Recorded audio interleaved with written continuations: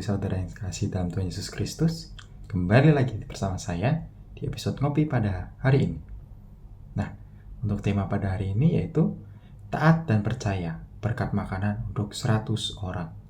Sebelum kita memasuki perenungan pada hari ini, mari kita bersatu di dalam doa. Ya Tuhan Yesus Kristus yang baik, kami bersyukur pada hari ini kami dapat kembali bersama-sama merenungkan perenungan firman-Mu Tuhan. Kami mohon tuntunan Roh Kudus-Mu ya Tuhan, dan biarlah Roh-Mu yang menuntun kami supaya kami dapat mengerti setiap firman yang dikatakan melalui anak-Mu ini Tuhan. Dan biarlah perenungan firman ini dapat tumbuh dalam setiap hati kami masing-masing, dan biarlah kiranya kami juga dapat mengerti apa kehendak-Mu dalam sehari-hari kami Tuhan. Terima kasih Tuhan Yesus Kristus. Kami siap menyambut firman-Mu di dalam nama-Mu saja Tuhan Yesus Kristus. Kami sudah berdoa. Amin. Bacaan kita pada hari ini terambil dari 2 Raja-Raja pasal yang keempat, ayat 42 sampai yang ke-44. Saya akan bacakan buat kita semua. Ada seorang dari Baal Salisa datang membawakan abdi Allah roti buah sulung, yaitu 20 roti jelai serta gandum baru dalam sebuah kantong. Lalu berkatalah Elisa, berikanlah itu kepada orang-orang ini, supaya mereka makan. Tetapi pelayannya itu berkata, bagaimana aku dapat menghidangkan ini di hadapan 100 orang? Jawabnya, berikanlah kepada orang-orang itu supaya mereka makan, sebab beginilah firman Tuhan. Orang akan makan dan masih ada sisanya. Ia lalu menghidangkannya bagi mereka. Mereka makan dan masih ada sisanya, sesuai dengan firman Tuhan. Demikianlah firman Tuhan pada hari ini. Mengenai apa yang kita baca pada hari ini dan tema kita, jujur memang bingung, bukan Bapak Ibu? Mengapa? Lalu apa hubungannya taat dan percaya dengan memberi makan 100 orang? Nah, mengenai ketaatan, apakah dalam seharinya Bapak Ibu pernah menghadapi atau mungkin tengah mengalami sesuatu pilihan? Berbohong atau berkata jujur? Sudah tentu kita sebagai umat Kristen yang mengetahui tentang isi kebenaran firman Allah, kita pasti akan memilih jujur, bukan? Tapi ketika kita memilih untuk jujur, kita dihadapkan dengan berbagai macam tantangan yang justru membuat kita takut atau mengancam diri kita. Namun dari Nabi Elisa pada hari ini, kita mempelajari bahwa sesuatu yang belum kita alami terasa akan mustahil dilakukan, bukan?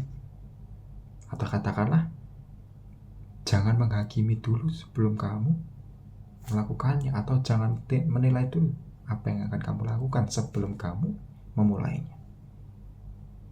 Dari kisah Nabi Elisa pada hari ini, kita dapat belajar bahwa ketaatan itu hal yang seharusnya dimiliki setiap pribadi kita sebagai umat-umat Kristen. Lalu apakah ketaatan itu menjadi hal yang mudah? Tentu tidak. Apabila ketaatan itu tidak disertakan dengan kedisiplinan. Kedisiplinan yang bagaimana itu? Kedisiplinan dalam iman. Seperti contohnya kedisiplinan mungkin kita disiplin untuk bangun pagi. Sulit awal-awalnya, tapi ketika kita awal-awal mulai terus-menerus bangun pagi, dan itu menjadi sebuah kebiasaan dan kita taat untuk tetap bangun pagi. Namun ketaatan juga memerlukan kepercayaan besar. Dalam konteks pada hari ini, ketaatan yang memerlukan kepercayaan itu adalah kepercayaan kepada Sang Tuhan yang Maha Kuasa. Dalam kisah Nabi Elisa pada hari ini, apakah apa yang dikatakan oleh Nabi Elisa, firman yang dikatakan Allah kepada Nabi Elisa, apakah dapat terjadi apabila Nabi Elisa tidak meyakini dalam hatinya bahwa itu akan terjadi? Mengimani atau dapat dikatakan seperti itu. Itulah di situ dapat dikatakan mujizat Allah terjadi, janji dari Tuhan dipenuhi. Kalau kita baca di ayat yang 43, pelayannya sempat ragu, bagaimana aku dapat menghidangkan ini di hadapan 100 orang? Karena yang dihidangkan itu berupa 20 jelai roti jelai serta gandum baru dalam sebuah kantong. Lalu pada masa itu, jika kita perhatikan lagi di bacaan 2 Raja-Raja ini, dari pasal yang pertama menjelaskan, pasal keempat menjelaskan mengenai karya-karya Nabi Elisa, Bapak Ibu. Namun dalam pasal yang ini, pasal keempat ayat 47 sampai 44, kita dapat memperhatikan bahwa yang pertama dilakukan oleh Nabi Elisa adalah apa? Kepercayaan pada firman Tuhan. Tidak mungkin Nabi Elisa dapat bernasar atau mengatakan demikian apabila Nabi Elisa tidak beriman dan percaya kepada apa yang dijanjikan oleh Tuhan itu sendiri. Seperti halnya jika kita mengalami sehari, kita mungkin tiap hari beraktivitas, atau terlebih lagi kita tidak tahu apakah esok hari kita dapat bangkit dari tidur kita atau tidak. Tapi secara tidak langsung iman kita mempercayai bahwa besok pagi kita akan bangun dan kita dapat beraktivitas sehari lagi. Begitu bukan? Dan pastinya Bapak Ibu pun mempercayai hal itu. Ya walaupun dia mengatakan tidak ada yang tahu kapan usia manusia itu akan sirna. Lalu di bacaan ini kita juga tahu yaitu adanya kuasa mukjizat yang terjadi. Yang dapat dikatakan bahwa Allah pun turut bekerja, turut menyertai dalam setiap langkah hidup kita. Bapak itu pasti pernah merasa seperti ini. Atau aku nggak bisa melakukan hal ini. Katakanlah aku pengen mendapatkan pekerjaan sesuai impianku, tapi kok nggak dapat. Tapi setelah itu Bapak Ibu berusaha lagi, mencari cara kreatif lagi, dikerjakan semaksimal mungkin.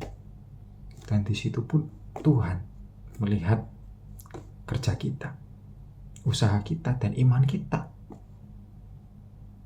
Dan dari situ pun Tuhan pun menyertai dengan apa? Memberikan jawaban, memberikan mukjizat dengan apa? Memberikan apa yang Bapak Ibu inginkan, bukan?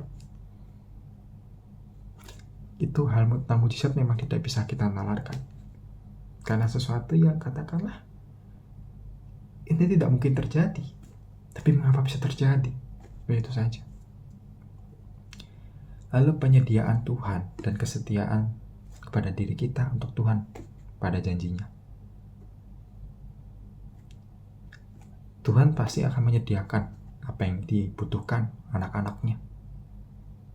Dan terlebih lagi, ketika Tuhan sudah mengatakan demikian, Tuhan sudah berjanji kepada umatnya untuk memberikan sesuatu, sudah sepastinya Tuhan akan menepati janjinya. Karena janji Tuhan itu adalah janji yang manis dan tidak pernah mengecewakan. Mungkin Bapak Ibu pernah mengalami sebuah dilema dalam hidup untuk memutuskan aku harus memilih yang mana. Milih jujur atau bohong seperti yang saya katakan di awal tadi. Tapi apabila jujur, memang akan ada banyak resiko yang justru menakuti diri kita atau bahkan mengancam diri kita. Tapi Tuhan berjanji, apabila kamu mengatakan hal yang baik, memang dunia akan menghakimi kamu, tapi aku akan mengasihimu. Katakanlah seperti itu. Dan begitu pun Tuhan memenuhi janjinya. Banyak orang tidak menyukai kita, tapi apakah kita merasa diri kita runtuh? Kehidupan kita runtuh? Justru tidak, bukan.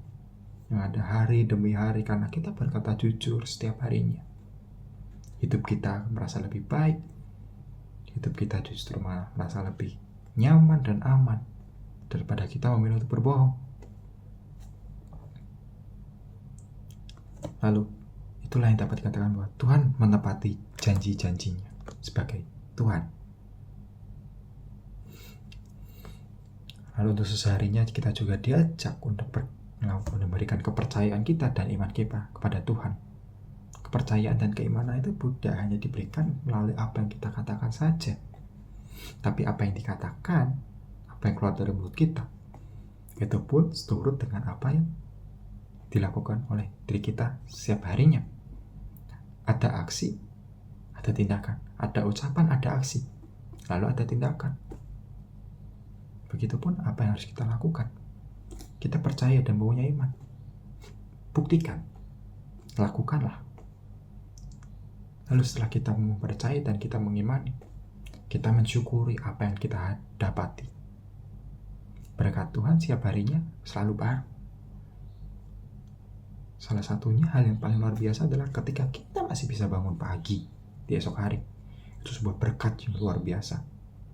Kita diberikan satu lagi kesempatan untuk menikmati kehidupan, menjalani kehidupan, memenuhi panggilan Tuhan. Lalu setelah kita menerima berkatnya dan kita mensyukuri, kita pun diajak untuk berbagi kepada sesama kita. Seperti pada bacaan kita pada hari ini, kita diajak berbagi meskipun dalam kondisi kekurangan. Namun bukan berarti kalau itu memang yang paling kita butuhkan, bukan berarti yaudah kita kasih saja ke orang. Justru itu bisa jadi batu sandungan. Berbagi yang saya maksud sini bukan berarti berbagi padahal itu juga titik penghabisan yang kita butuhkan, titik terakhir yang kita butuhkan. Bukan. Berbagi apabila kita memang memiliki hal yang cukup, lalu kita bagikan. Sulit memang, tapi apabila kita lakukan itu sebagaimana, itu membuktikan bahwa kita percaya dan kita mengimani bahwa apa yang kita punya, rasa syukur yang kita terima, dan kita memberikan ke orang lain pula, kita meyakini bahwa pasti kita dicukupkan. Maka hal itu yang terjadi, kita akan mendapatkan kecukupan, bukan kekurangan. Karena berbagilah untuk mencukupi sesama kita. Karena berbagi tidak pernah membuat diri kita kekurangan. Tetaplah taat dan tetaplah percaya pada pernyataan Tuhan di dalam hidup kita sehari-hari. Dan kita jangan lupa untuk mensyukuri apa yang Tuhan berikan kepada diri kita setiap harinya. Dan kita juga diajak untuk tetap berbagi kepada sesama kita, siapapun itu, sesama yang membutuhkan.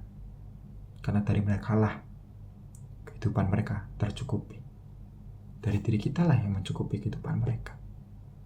Tuhan memampukan kita, Tuhan menuntun kita dalam berdoa firman ini. Tuhan menyertai kita senantiasa. Mari kita bersatu di dalam doa. Ya Tuhan Yesus Kristus, kami telah menyelesaikan perenungan firman pada hari ini ya Tuhan. Kami mohon tuntunan-Mu. Biarlah kami diajarkan dan biarlah kami dapat menjadi orang umat yang taat Tuhan. Taat pada penyertaan, taat pada apa yang Kau firmankan Tuhan. Dan bila ketaatan itu tidak hanya taat sebagai hal yang sia-sia, tapi bila ketaatan itu berlandaskan karena iman kami dan kepercayaan kami kepadamu saja ya Tuhan Yesus. Dan bila melalui ketaatan itu, aksi kami pun dapat terrealisasikan melalui kita mau berbagi kepada sesama kita yang membutuhkan. Biarlah melalui perenungan firman ini Tuhan, nama-Mu termuliakan, dan biarlah umat-Mu mengerti apa yang Kau firmankan dan apa yang Kau kehendaki. Di dalam nama Tuhan Yesus Kristus, kami sudah berdoa. Amin.